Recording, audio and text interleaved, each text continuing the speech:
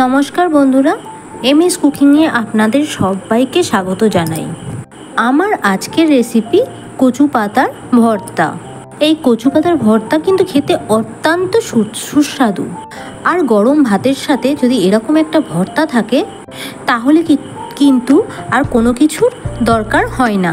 চলুন তাহলে দেখে নেওয়া যাক আজকে আমি কিভাবে ভর্তা তৈরি করে নিই। তো প্রথমে আমি কচু পাতাগুলো ভালো করে ধুয়ে নিয়েছি, আর কচু পাতাগুলোকে আমি এখানে ছোট ছোট করে কেটেও নেব। তো কচু পাতাগুলো ভালো করে সামন পিছন দেখে ভালো করে ধুয়ে নেবেন, আর তারপরে এরকম কেটে নেবেন।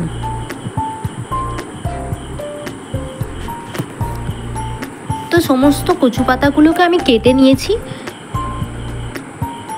আর এরকম একটা পাত্র নিয়ে কচু পাতাগুলোকে নিয়েছি। তারপরে গ্যাসের ওভেনটাকে জ্বালিয়ে আর একটা কাঁচা লঙ্কা আর নুন দিয়েছি। গ্যাসের মধ্যে আমি কোনো জল ছাড়াই ঢাকা দিয়ে আমি পাতাটাকে সিদ্ধ করব। কারণ জল দিলে আর সেই জলটা ফেলে দিলে কচু পাতা বা যে কোনো সবজির গুণাগুণ নষ্ট হয়ে যায়। তার কারণে জল ছাড়া আমি পাতাটা সিদ্ধ করব। তো পাতাগুলো আমার সিদ্ধ হয়ে গেছে, জল একদমই নেই, দেখতে পাচ্ছেন। তো আমি এটাকে নামিয়ে ফেলবো।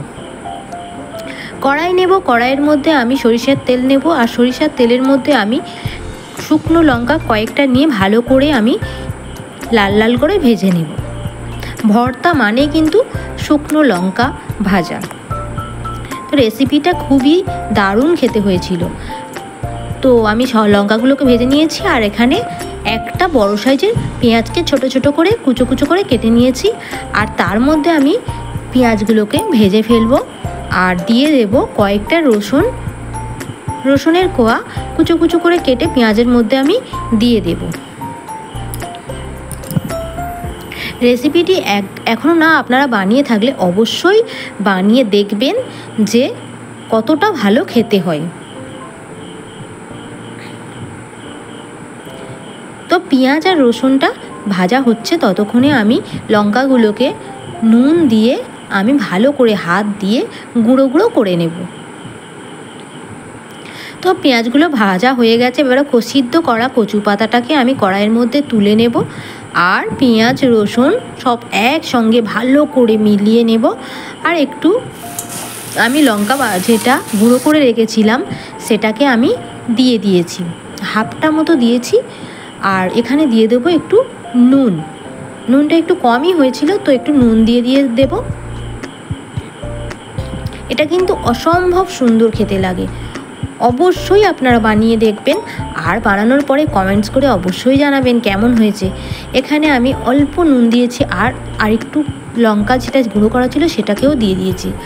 আর আমি এখানে নামানোর সময় একটু অল্প করে মিষ্টি দিয়ে দেবো, চিনি দিয়ে দেবো। তো এই রেসিপিটা কিন্তু দুর্দান্ত খেতে লাগে গরম ভাতের সঙ্গে। তো অবশ্যই কমেন্ট করে জানাবেন যদি আপনারা এটা বানিয়ে থাকেন যে কেমন লাগে। একসঙ্গে এক থালা ভাত একেবারে নিমিষেই শেষ হয়ে যাবে এই একটাই রেসিপি দিয়ে। তো আমার একেবারে রেডি, এবার আমি এটাকে পরিবেশন করব। দেখতেই পাচ্ছেন অসাধারণ একটা কালারও এসছে, আর খেতেই কিন্তু অসাধারণ হয়েছে। তো আমার রান্নাটি ভালো লাগলে অবশ্যই কমেন্ট করে জানাবেন যে কেমন হয়েছে রান্নাটা। আপনাদের একটা কমেন্ট আরও একটা নতুন ভিডিও বানানোর জন্য উৎসাহ দেয় আমাকে। তো দেখতেই পাচ্ছেন লোভনীয় রেসিপিটি, আর রান্নাটিও করেছিলাম আমি, খুবই দুর্দান্ত খেতে লেগেছিল। তো আপনার ভিডিওটি ভালো লাগলে অবশ্যই সাবস্ক্রাইব করার